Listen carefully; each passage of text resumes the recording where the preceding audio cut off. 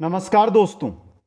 पशु परिचर भर्ती की हम तैयारी कर रहे हैं और राजस्थान इतिहास की आज हमारी क्लास नंबर 11 रहने वाली है, जिसके अंदर एक ही क्लास में संपूर्ण अध्ययन करने वाले हैं। वो करने वाले हैं बीकानेर का जो राठौड़ राजवंश है उसका। दोस्तों, नए जिलों के अनुसार इसका अध्ययन करेंगे। बेहतरीन क्लास आपके लिए रहेगी। प्रिंट नोट्सों के माध्यम से ये क्लास है। अगर ये आप कंप्लीट अध्ययन करते हैं, इस क्लास का पूरी क्लास अटेंड करते हैं, ये नोट्स पढ़ते हैं, तो इससे बाहर एग्जाम में कभी भी कोई सा भी एग्जाम हो, पशु परिचर के अलावा भी एग्जाम हो, आपको कुछ नहीं मिलेगा। तो एक बार जो साथी हमारे साथ जुड़े हुए हैं उनसे कहना चाहता हूं कि वीडियो को लाइक, शेयर और चैनल को सब्सक्राइब कीजिए। शुरू करते हैं आज की इस क्लास को। दोस्तों, बीकानेर का राठौड़ राजवंश। दोस्तों देखिए, बीकानेर का प्राचीन नाम था जंगल प्रदेश, जिसकी राजधानी कहां पर थी?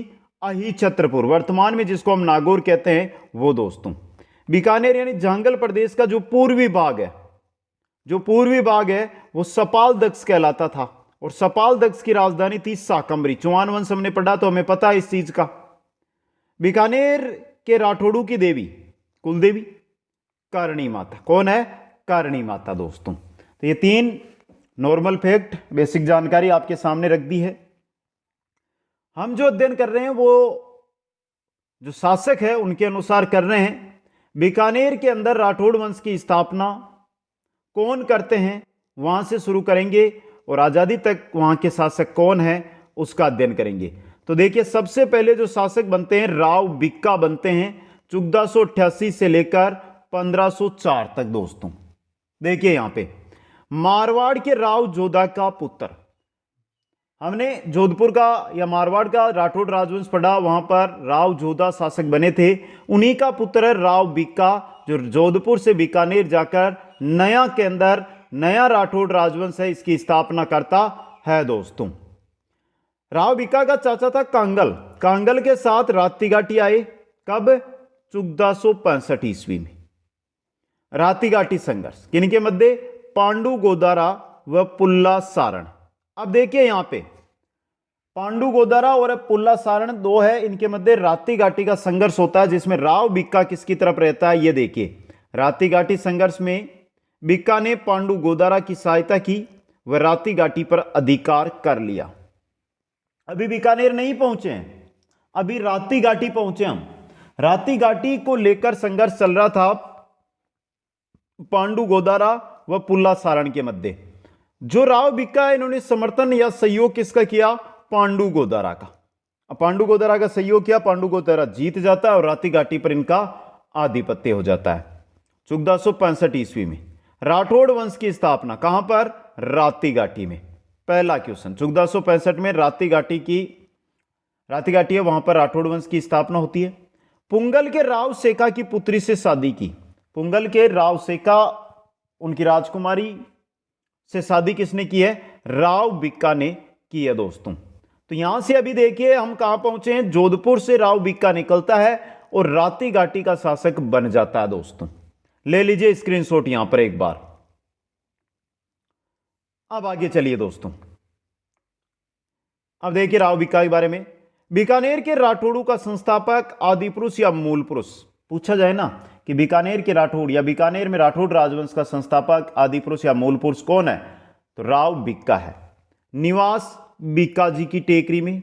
राजधानी किसको बनाया? बीकानेर को। अब देखिए, बीकानेर की स्थापना कब की? 1488 ईस्वी को।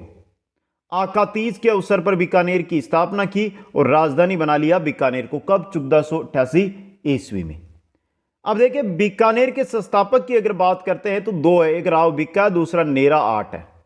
ये नेरा आठ या नेरा जाट भी आपको बहुत जगह लिखा हुआ मिलेगा। तो बीकानेर के संस्थापक राव बिक्का व नेहरा जाट। दोस्तों, राव बिक्का ने सर्वप्रथम कोडमदेसर को राजधानी बनाई थी।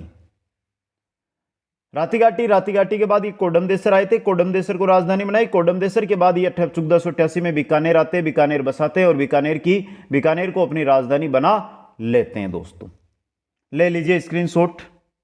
इसी प्रकार पहले राजा राव बिक्का से एंड तक हम चलेंगे। राव बिक्का के बाद अगले शासक बनते हैं राव बिक्का के सबसे छोटे पुत्र राव लूणकरण, 1505 से 1526।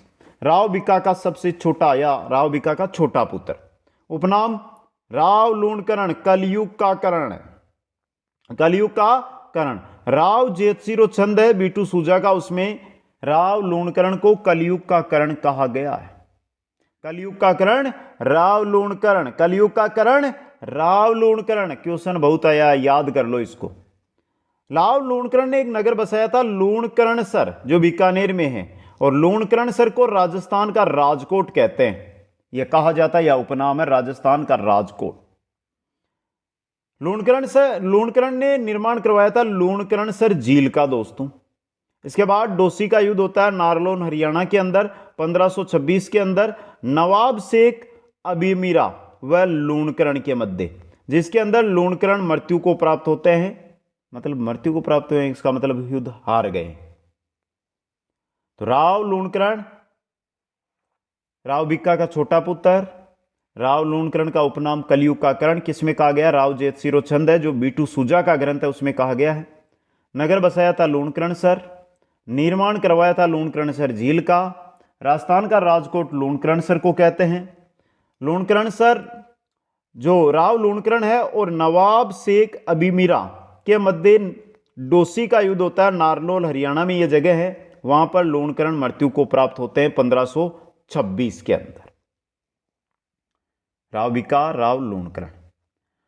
इसके बाद जो अगले शासक बनते हैं वो बनते हैं राव जेतसी दोस्तों। देखिए 1526 से 1541 खानवा युद्ध में सांगा की सहायता के लिए अपने पुत्र कल्याणमल को भेजा था। आगे की बात है ये, लेकिन जो खानवा का युद्ध होता है वहां पर राव जेतसी ने अपने पुत्र कल्याणमल को भेजा था दोस्तों। जेतसी ने 1534 ईस्वी में काबुल के शासक कामरान जो हुमायूं का भाई था उसको पराजित किया। इसकी जानकारी भी किससे मिलती है? राव जेतसिरो छंद है बीटू सूजा का, उससे इसकी जानकारी मिलती है कि 1534 में हुमायूं के भाई कामरान जो काबुल का शासक है उसको राव जेतसी पराजित करते हैं। इसके बाद है साहिबा या पाहिबा का युद्ध, या जिसको फलोदी का युद्ध भी हम कहते हैं, 1541 ईस्वी। राव जेतसी व मालदेव, मारवाड़ वाले, राव जेतसी व मालदेव के मध्य होता है। मालदेव इस युद्ध में क्या करते हैं? विजय को प्राप्त करते हैं दोस्तों।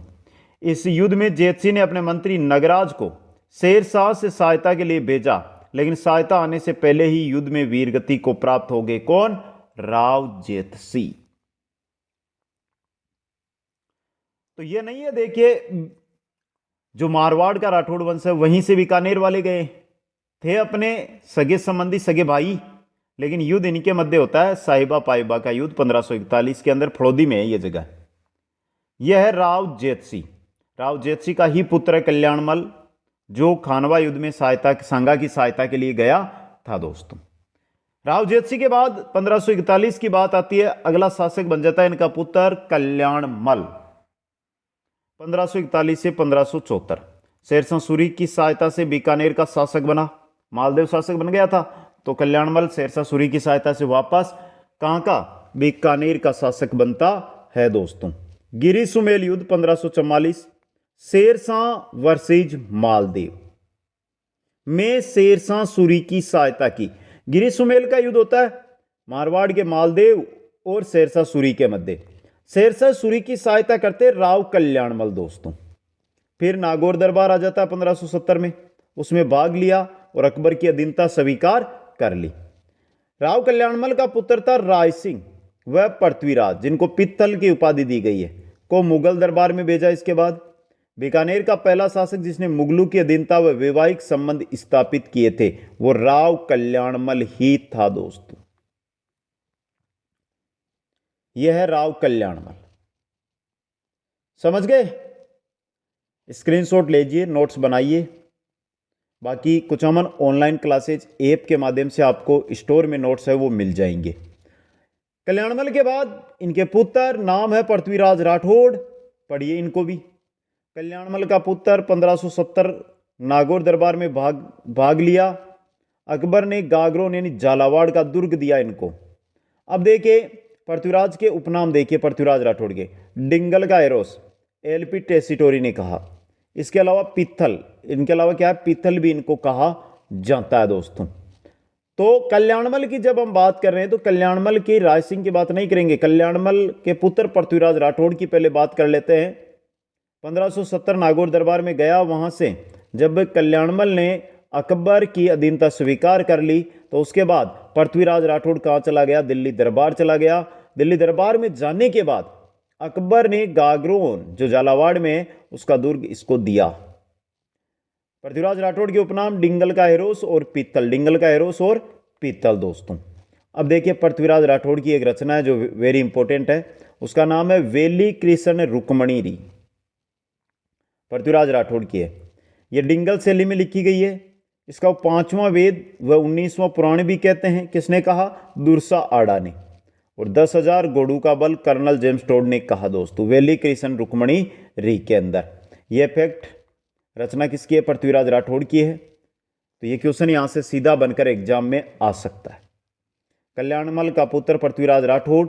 और अगला जो शासक बनता है बीकानेर का वो बनता है महाराजा राय सिंह 1574 से 1612 तक। देखिए कल्याणमल का पुत्र 1570 में नागौर दरबार में भाग लिया और अकबर की शरण में चले गए थे ये। अब देखिए यहां पे राय सिंह के उपनाम देखिए, राजपुताने का करण मुंशी देवी प्रसाद ने कहा, मुगल साम्राज्य का स्तंभ राजेंद्र करमचंद वंशो कीर्तनम जो ग्रंथ है काव्य ग्रंथ, उसमें राय सिंह को क्या कहा गया? राजेंद्र। तो राजपुताने का करण, राय सिंह, मुगल साम्राज्य का स्तंभ और राजेंद्र, ये उपाधियां उपनाम है। उपाधि है महाराज व महाराजा धीराज की। राय सिंह की उपाधियां महाराज व महाराजा धीराज। मारवाड़ का सूबेदार बना था ये 1572 से 1574 तक, क्योंकि 1572 तक 1574 मारवाड़ खालसा रहा। खालसा के समय ये शासक था। 1574 के अंदर कल्याणमल की मृत्यु के बाद राय सिंह बीकानेर के शासक बनते हैं दोस्तों। ले लीजिए स्क्रीनशॉट एक बार यहां से। देखिए एनसीईआरटी आरबीएसई जो चीजें हमें पढ़नी है वही चीजें आपके सामने लेकर आ रहा हूं। अब देखिए राय सिंह के बारे में आगे। राय सिंह शासक कब बना है? 1574 में। समकालीन किसके है? अकबर व जहांगीर के। पहला जो युद्ध होता है इनका वो होता है दत्तानी का युद्ध 1583 के अंदर। कहां है? सिरोही में। देवड़ा सुल्तान वर्सेज राय सिंह व जगमाल। जगमाल है ना, ये प्रताप का भाई है, महाराणा प्रताप का। जो जगमाल है वो युद्ध के अंदर मृत्यु को प्राप्त होता है दोस्तों। पहला दत्तानी का युद्ध दोस्तों, समझ गए? तो ये दत्तानी का युद्ध याद रखना है, 1583 के अंदर हुआ था। देवड़ा सुल्तान और राय सिंह व जगमाल के मध्य दोस्तों, समझ गए? अब आगे चलिए दोस्तों, अब बात करते हैं जूनागढ़ दुर्ग की। जूनागढ़ दुर्ग का निर्माण 1587 से 1594 के मध्य। कहाँ है जूनागढ़? बीकानेर में। प्रधानमंत्री करमचंद की देखरेख में करवाया था। राय सिंह ने जूनागढ़ दुर्ग का निर्माण प्रधानमंत्री करमचंद की देखरेख में करवाया था। सूरजपोल द्वार पर राय सिंह प्रशस्ति लिखवाई। रचयिता था जेता, या जगह बहुत जगह जेता भी लिखा हुआ मिलता आपको।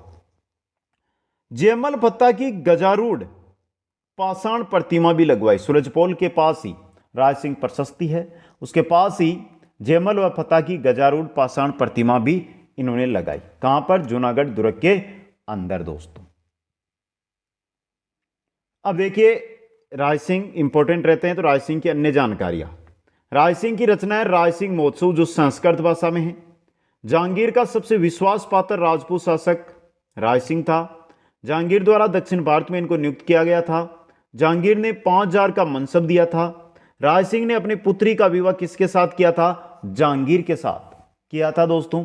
मृत्यु 1612 में बुरहानपुर मध्य प्रदेश में हुई। और राय सिंह का पुत्र था दलपत सिंह। कौन था? दलपत सिंह। शासक बनेगा लेकिन मात्र 9 या 11 महीनों के लिए ये शासक बनता है, दलपत सिंह। तो ये बेसिक जानकारी राय सिंह के बारे में आपके सामने है। देखिए कोई भी मैटर एक बार में याद नहीं होता है। जो साथी पहली बार कंपटीशन के युग में आए हैं उनको बता दूं कि इस चीज को आपको 2 बार 3 बार वीडियो देख लीजिए। छोटा वीडियो होता है लेकिन एक टॉपिक हम कंप्लीट करवाते हैं।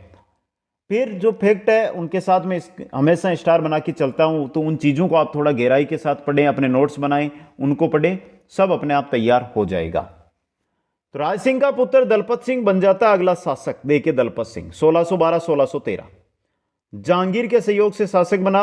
जहांगीर के विरोध में कार्य करने लगा। जहांगीर ने दलपत सिंह को बटनेर किले में कैद करवा दिया और बटनेर किले में मृत्यु हो गई 1613 के अंदर दोस्त।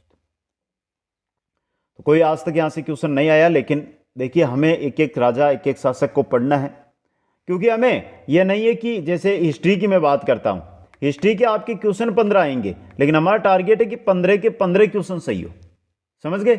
इसलिए एक एक चीज है उसको हम आगे पढ़ते हुए आगे बढ़ रहे हैं दोस्तों। एक एक चीज है उसको पढ़ेंगे तभी हर चीज हमें याद होगी दोस्तों, इंपॉर्टेंट चीज हर एक चीज। आगे चलिए दोस्तों, अब देखिए 1613 के अंदर अगले शासक बन जाते हैं सूर सिंह, जो क्या है राय सिंह का ही पुत्र है। जहांगीर के समय खुर्रम के विद्रोह 1622 का दमन किया था सूर सिंह ने। जहांगीर के समय उनका पुत्र खुर्रम ने विद्रोह किया, विद्रोह का 1622 में दमन कर दिया सूर सिंह ने। जुंजार सिंह बुंदेला का विद्रोह 1628 तथा खानेजहां लोधी का विद्रोह 1629 को दबाने में मुगल सेना की सहायता सूर सिंह ने की दोस्तों। और सूर सिंह की मृत्यु 1631 में बुरहानपुर मध्य प्रदेश, जहां पर राय सिंह की मृत्यु होती है वहीं पर सूर सिंह की मृत्यु हो जाती है। तो देखिए एक तो खुर्रम का विद्रोह दबाया था, एक झुंझार सिंह बुंदेला का विद्रोह दबाया था, खानेजहां लोधी का विद्रोह सूर सिंह, 3 विद्रोह थे जो सूर सिंह ने दबाए थे दोस्तों। अब आते हैं आगे, अगले सूर सिंह के बाद अगले शासक करण सिंह दोस्तों, इंपॉर्टेंट। 1631 से 1679 समकालीन शाहजहां व औरंगजेब, उपाधि जांगल दरबाज था, क्योंकि बीकानेर क्षेत्र जांगल प्रदेश कहलाता था, तो जांगल दर का बादशाह किसने दी थी? औरंगजेब ने करण सिंह को उपाधि दी थी। करण सिंह के मध्य जो इफेक्ट है वो है मतीरे की राड़, जो 1644 में हुई। मतीरे की राड़ इंपॉर्टेंट है। आगे देखिए, जाकणिया गांव नागौर व सीलवा गांव बीकानेर के मध्य, जाकणिया गांव नागौर व सीलवा गांव बीकानेर के मध्य ये युद्ध हुआ था दोस्तों। जाकणिया गांव नागौर जिले में है, सीलवा गांव बीकानेर में। नागौर से थे अमर सिंह और बीकानेर से थे करण सिंह। जीते कौन है? बीकानेर वाले करण सिंह। इसके अलावा करण सिंह की एक रचना है साहित्य कल्पद्रुम।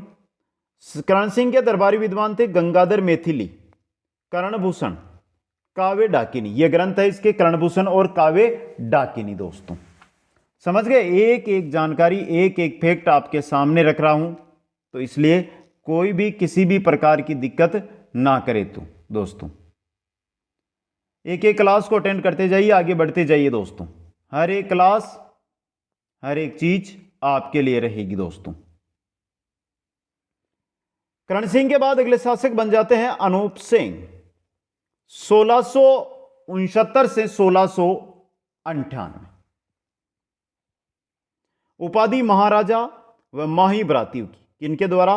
औरंगजेब के द्वारा। औरंगजेब का राजनीतिक सलाहकार अनूप सिंह था।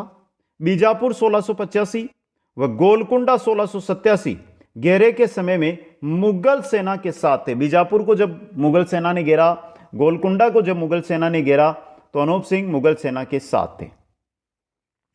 सबसे बड़ा जो क्वेश्चन बनता है वो बनता है ये, औरंगजेब का राजनीतिक सलाहकार नियुक्त किया गया था अनूप सिंह को दोस्तों। शासनकाल बीकानेर चित्रकला का स्वर्णकाल कहलाता है। बीकानेर चित्रकला का स्वर्णकाल अनूप सिंह का काल दोस्तों। उस्ता कला के उस्ताद लाहौर से आए थे अनूप सिंह के समय ही।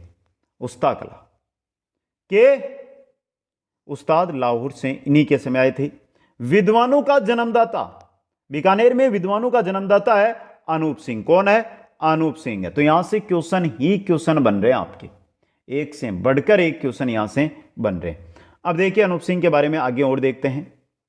अनूप सिंह के समकालीन विद्वान आनंद राम ने गीता को सर्वप्रथम मारवाड़ी में गद्य व पद्य में अनुवाद किया था। जो गीता है इसका अनुवाद हुआ था मारवाड़ी में, गद्य और पद्य दोनों पद्यों के अंदर, जिसके अंदर जो शासक थे अनूप सिंह और जो विद्वान थे वो थे आनंद राम। कौन थे?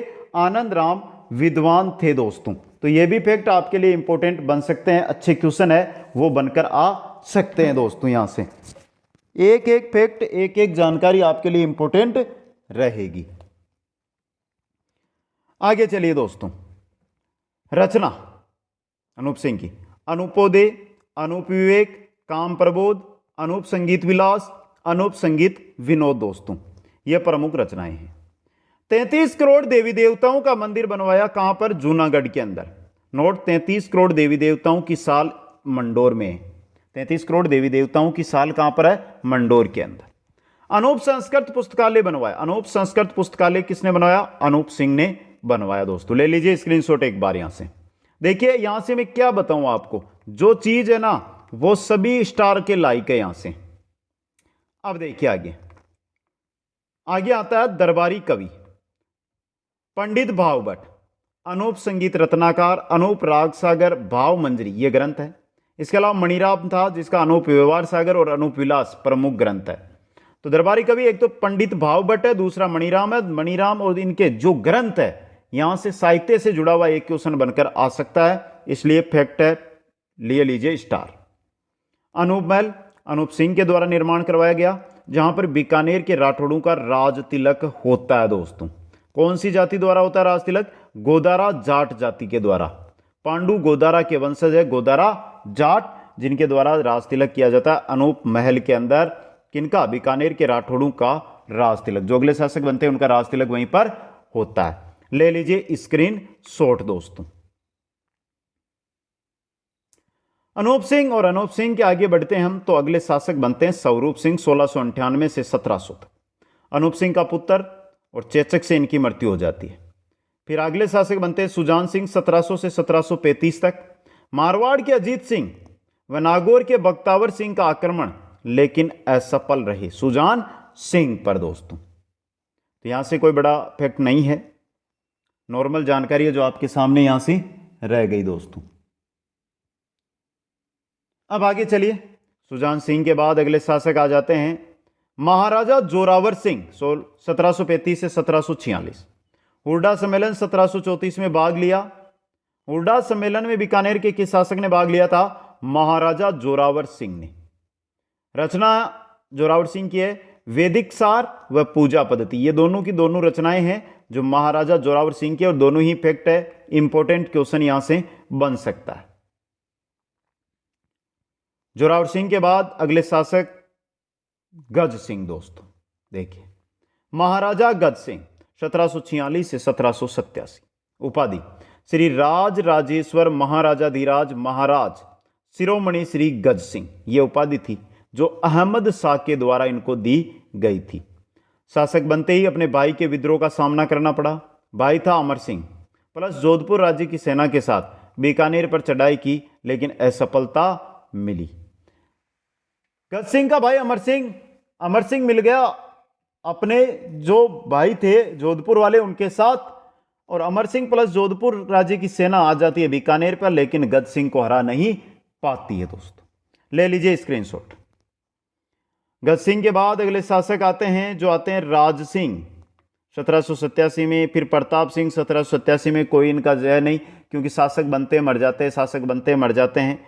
लेकिन 1787 में ही एक अगले शासक बनकर आते हैं सूरत सिंह 1787 से 1828 तक। बटनेर दुर्ग पर अधिकार 1805 कर नाम रखा क्या? हनुमानगढ़, क्योंकि मंगलवार के दिन उन्होंने बटनेर पर अधिकार किया था। इसी वजह से हनुमान जी के वार की वजह से जो बटनेर है उसका नाम हनुमानगढ़ रख दिया।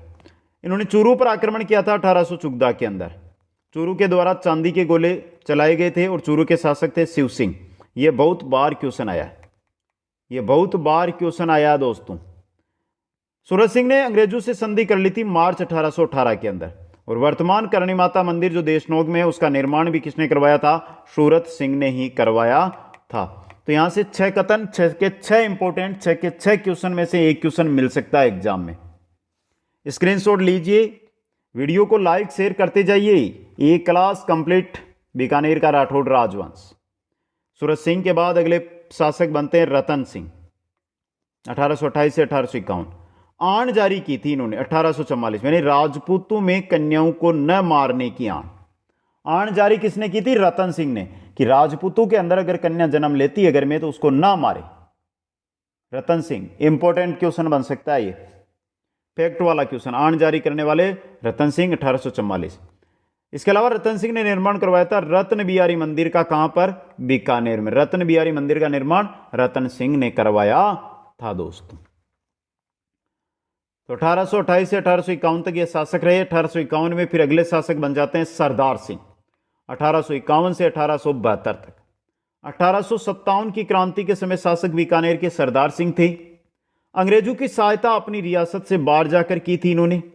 अंग्रेजों ने सरदार सिंह को टीबी परगने के 41 गांव दिए थे। सती प्रथा व जीवित समाधि पर रोक सरदार सिंह ने लगाई थी। 1868 में बीकानेर राज्य पर प्रशासनिक नियंत्रण स्थापित करने के लिए सुजानगढ़ में अंग्रेजी एजेंसी की स्थापना इन्होंने की थी।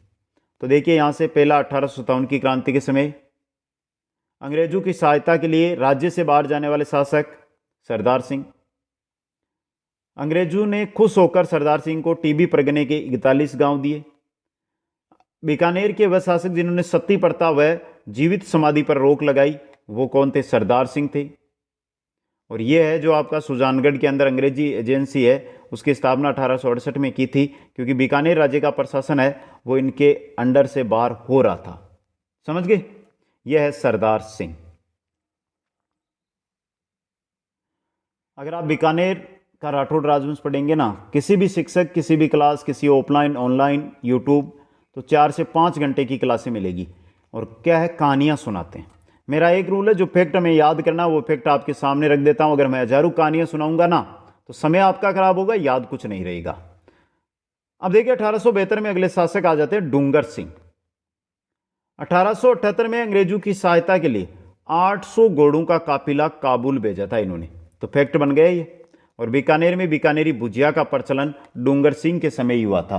बीकानेर में बीकानेरी भुजिया का प्रचलन डूंगर सिंह के समय ही हुआ था दोस्तों। तो ये भी इंपॉर्टेंट फैक्ट आपके लिए बन सकता है, अच्छा क्वेश्चन बन सकता है।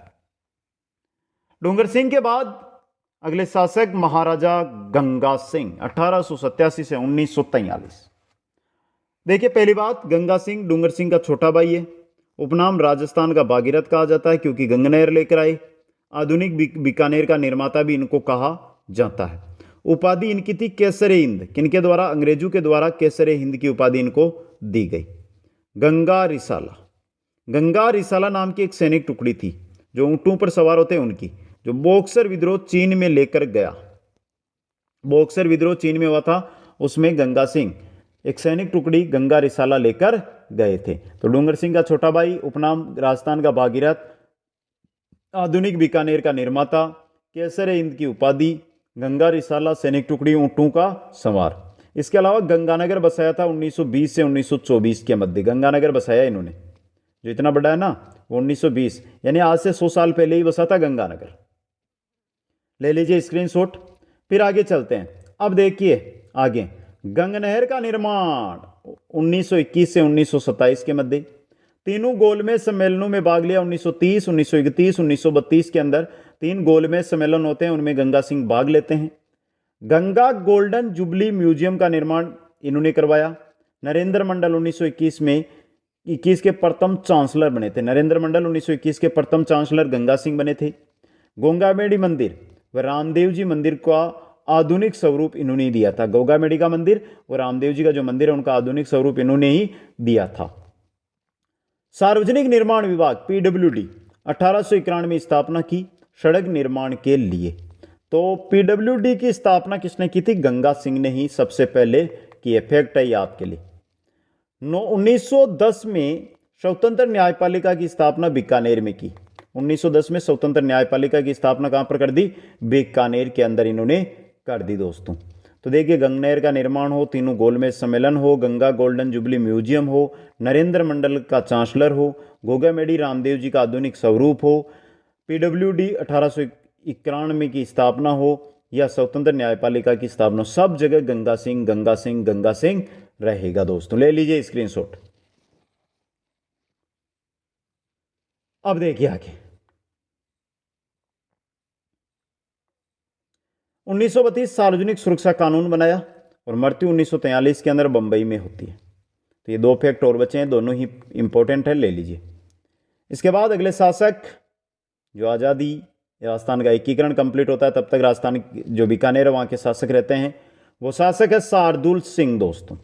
1943 से 1956 राजस्थान एकीकरण के समय शासक शार्दुल सिंह। 1947 में केंद्रीय संविधान सभा में शामिल होने वाला राज्य, 1947 के अंदर जो केंद्रीय संविधान सभा है उसमें शामिल होने वाला राज्य बीकानेर। के.एम. पन्नीकर को बीकानेर के प्रतिनिधि के रूप में संविधान निर्मात्री सभा के लिए मनोनीत किया गया था। संविधान निर्मात्री सभा, और उसमें बीकानेर के प्रतिनिधि के रूप में कौन गए थे? के.एम. पन्नीकर। बीकानेर के राठौड़ वंश का अंतिम शासक है, और शार्दुल स्पोर्ट स्कूल की स्थापना बीकानेर के अंदर शार्दुल सिंह ने की। दोस्तों, यह था बीकानेर का राठौड़ राजवंश। पढ़ते हैं जब इतिहास हम, तो लगता है कि बहुत बड़ा होगा, लेकिन 30 मिनट के अंदर कंप्लीट इतिहास आपके सामने। और इससे बार आरएस की तैयारी कर रहे हो या पशु परीक्षण की तैयारी कर रहे हो, क्वेश्चन बार नहीं जाएगा। प्यार आपका इसमें है कि वीडियो को लाइक, शेयर और चैनल को सब्सक्राइब कीजिए। आप सभी साथियों को बहुत बहुत धन्यवाद। जय हिंद, जय भारत।